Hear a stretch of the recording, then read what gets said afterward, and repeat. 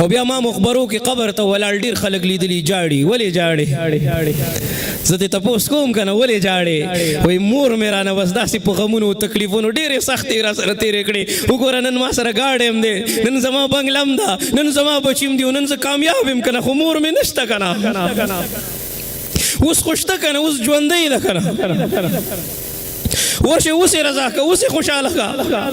اوس یې خیال وساته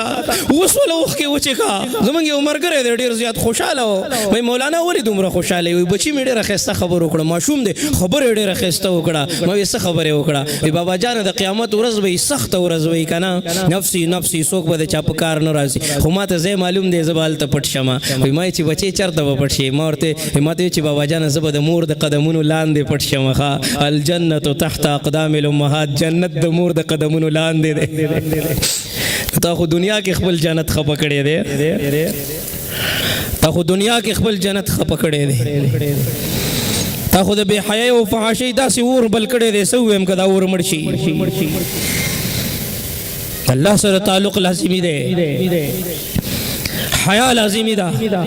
د عفت او پاک دامنۍ زندگی تیرول لازمی دي د الله د منشا او رضا د خاطره خلکو ډېرې سختۍ او تکلیفونه تیر کړي دي که نه تاسو ته څه پته ده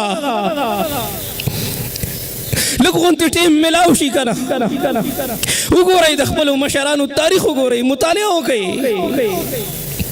یو زنانه د اسلام پهلا قربانی حضرت سمیه ورکړې ده د حیا مثال ګوري الته وګوره د کامیابی معیار ګوري الته وګوره صداقت ګوري الته وګوره عدل ګوري انصاف ګوري الته وګوره حقوق الله حقوق العباد والا زندگی وګوري الته وګوره من تشبه بقوم فهو منهم المرء مع من احب دا د کوم خلکو نه چې متاثر یې دا د کوم خلکو لباس چې اچولی دی دا د کوم خلکو په نقش قدم چې روان دا خو برباد دي که نه